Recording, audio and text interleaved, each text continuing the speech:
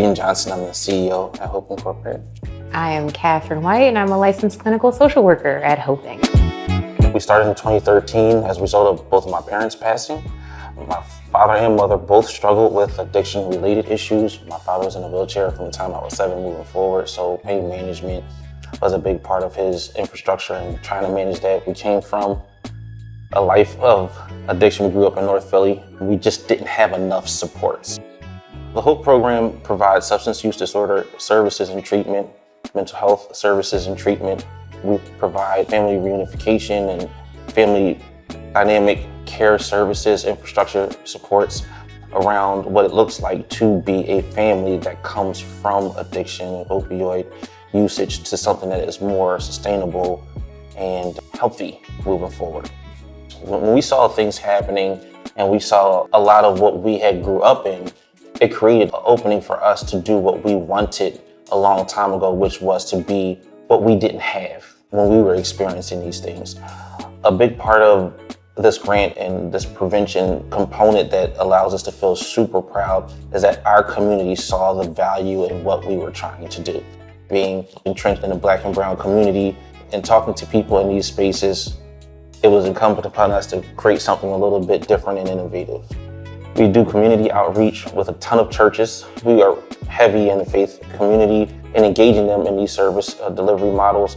A lot of people we have found go to their faith center first before they would come to us. Every one church we go to, we get at least up to 5 additional churches that want us to come out. And these smaller churches are integral to our opportunity to engage with a community that doesn't necessarily know how to engage with professionals. So we're really not only going to the community to offer our services as a direct care model, but also as an education model to help them understand what the options are. If you're going through anything with addiction, how to get treatment, what that looks like, what is that language, who do I go to, who do I talk to, how do I engage my parents in that conversation. These are not tricky conversations, but not often had in our communities where people are honest about what they can get. It starts with building a better rapport with the community, giving people the tools that they need to feel empowered is a big part of this bridge, I think, to how this community can start to become more autonomous and safe, because I think a lot of the usage takes away from the safety in the community. The more we're getting people engaged, the more we're giving education, I think it opens up the space that things can get better. Once again, we are called Hope for a reason. We are trying, at the very least, make people feel hopeful that things can get better. And I think that's a first step. Word of mouth is super important. You can't force someone to come in, and you can't force them to continue to come back. By being a part of this community, and also not only being a part of it, but being born in Philadelphia and knowing the ins and outs, people talk about us.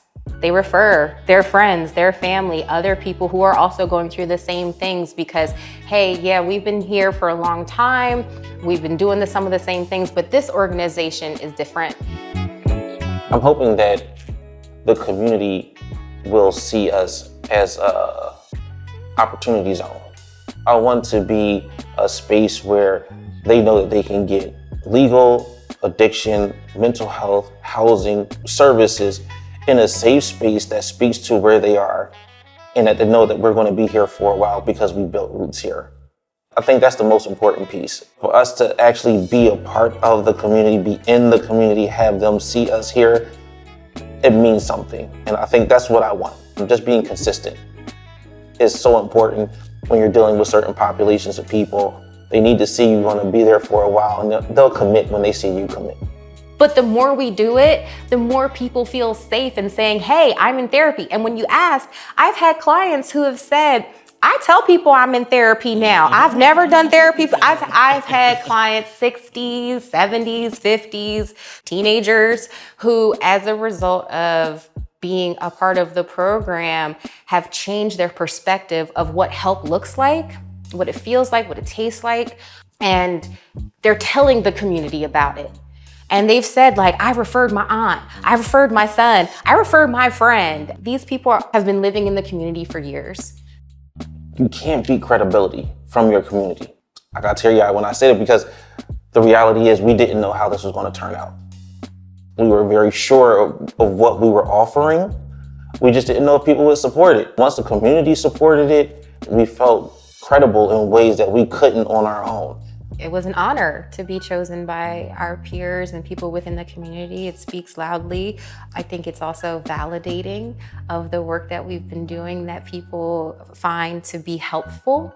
I say to my clients all the time, I'm on the walk and the journey with you, and this is sacred work that we do whenever we are digging through all kinds of things that got us to where we are and trying to rebuild a path forward, whatever that looks like, and that is to be respected. It's something you must be gentle with. And for the community to have said, Hope Inc., we want you guys, I think it's a testament to the success that we're having in doing what we do.